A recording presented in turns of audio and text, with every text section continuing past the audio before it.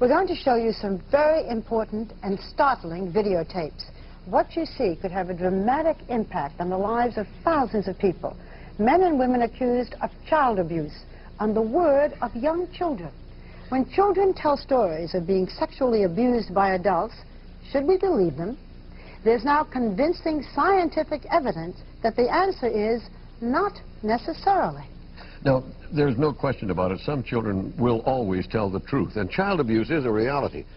But what researchers are proving is that some kids can be influenced to make up and then actually believe stories that never really happened. And tonight you'll see this with your own eyes. As John Stossel reports, the findings could change the outcome of sexual abuse cases which rest on a child's testimony. In Lowell, Massachusetts, Shirley Souza watches while her husband Ray tends his vegetable garden. Looks like a normal suburban scene, but the Souza's life is anything but normal. There's a half a dozen cucumbers. My phone's ringing. Several times a day, the phone rings because the State Department of Corrections wants each of them to face the camera attached to the phone. Shirley Souza, 285 Princeton Boulevard, Lowell, Mass. The Souzas are prisoners in their home. They're under house arrest. It's part of the 9 to 15-year sentence they received for molesting their 2 grandchildren. The first charges came in a letter from the district attorney. I came home from work, and I walked in, and Raymond said, I wasn't going to show this to you, but you better look at it. And I couldn't believe it. When I looked and I read it, I just... Thousands of people, like the Souzas, are convicted of child abuse, even though there's no direct physical evidence. They're convicted simply on the word of 4- and 5-year-old kids. Conventional wisdom is that kids that age wouldn't make such things up.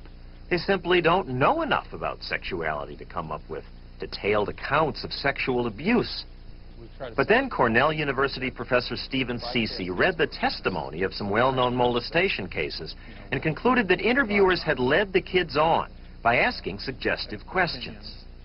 The interviewers could say, how else can we get this information out? Because the kids won't volunteer it. The problem is that from a research standpoint, we are now discovering that if you put kids who were not abused through the same kind of highly leading, repetitive interview, some of those children will also disclose events that seem credible, but in fact are not born in actuality. Now, others have suspected this, but Ceci decided to test that theory. He set up an experiment known as the Sam Stone study. He told a classroom full of 4-, 5-, and 6-year-olds that a man named Sam Stone would come to their class and that he was very clumsy. Then the man came in, stayed a few minutes, and left. That's it. He didn't do anything clumsy.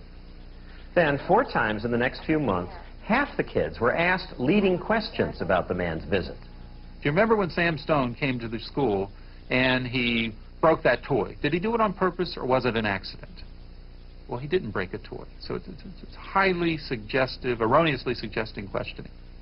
After that, another interviewer simply asked, I wasn't there that day, and I want to know everything that happened that day that Sam Stone came to visit. Can you tell me what happened? This little boy said Sam Stone was reading a book during the visit to the classroom. He was doing it so fast that he ripped one of the pages. Really? This girl said Sam Stone threw dolls and books in the air while he was in the class. Well, when your teacher saw that he was throwing things in the air, what did she say? They need to go. Need to go? Yeah, but keep on ripping our stuff.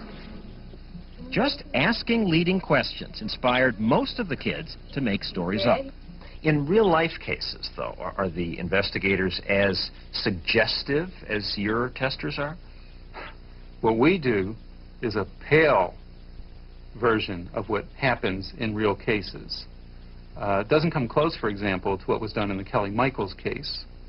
The Essex County Prosecutor's Office says 26-year-old Margaret Kelly Michaels is a manipulative, sadistic child... Preschool teacher Michaels was convicted of molesting 19 children, molesting them in bizarre ways, and in the middle of this crowded New Jersey school without any teacher or parent noticing anything. She served 5 years in jail, until this year when her conviction was overturned by an appeals court that questioned the reliability of the children's testimony. One day you're getting ready for work, making coffee, minding your business, trying to get along as best you can, being a reasonable, decent, honorable citizen, and the next minute you're an accused child molester with the most bizarre... I had never even heard of such things even being done. No one is willing to doubt a child. And I think that's how the state won their case.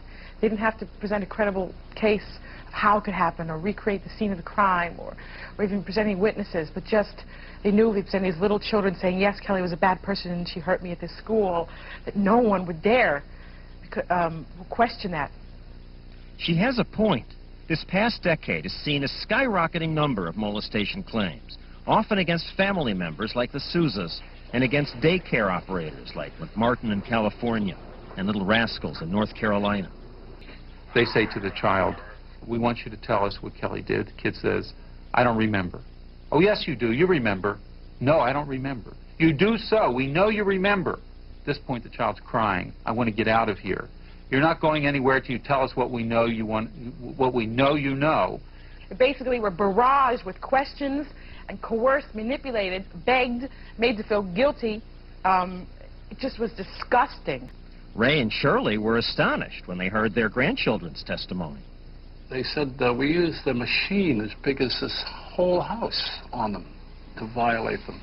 We had a cage in the cellar that we locked. Never produced nothing. But why would kids make such things up? That's what convinces juries. You hear those stories and you say, okay, maybe it's not all true, but there must be some truth to it. He had researchers ask 4- and 5-year-olds to pick a card out of a deck of 10. On each card was a question. Okay, Derek. This one says, have you ever seen a baby alligator eating apples on an airplane? No. No? Have you ever had your finger caught in a mousetrap and had to go to the hospital? No. No? Your class? At first, almost all the kids say no. Mm-mm. But then, once a week for the next 10 weeks, they ask the question again. No coercion, no leading questions, as in the child abuse cases. They just gently repeat the question. You went to the hospital because your finger got caught in a mousetrap. Did that happen? Uh-huh. Yeah? By week 4 or 6 or 10, most of the kids are saying, yes, it happened. And not just saying yes, but giving such precise information about it that you'd think it must have happened. Did it hurt? Yeah. Yeah? Who took you to the hospital? My daddy, my mommy, my brother. So where in your house is the mousetrap? It's up down in the basement. Down in the basement. What is it next to in the basement? It's next to the firewood. Anyway, what you see here is a child who's giving you a lot of perceptual detail. He's telling you where the mousetrap was. It was next to a wood pile in the basement. He had gone down there because he wanted to tell his dad, who was down there collecting firewood, that he was ready for lunch. He gets in an argument with his brother Colin, which he later goes on to describe. They were fighting over some action figure. Colin pushes him next to the wood pile. He doesn't see where his hand's going, and it gets caught in the mousetrap. Were you surprised at the answers you got? I think it's fair to say that my colleagues and I were absolutely shocked that by the 10th week, not only were they assenting to some of these things that didn't occur, but they were giving very coherent narratives, highly elaborated narratives that are, I think, quite persuadable. By the time I met the same boy, it was weeks after the experiment, but he still could give lots of convincing details about things that never happened.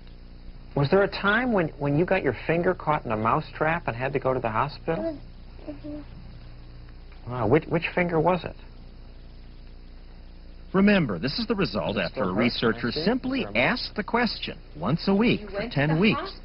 In real abuse cases, kids are questioned for years, often by parents, doctors, then by the investigator, perhaps a therapist, then by lawyers.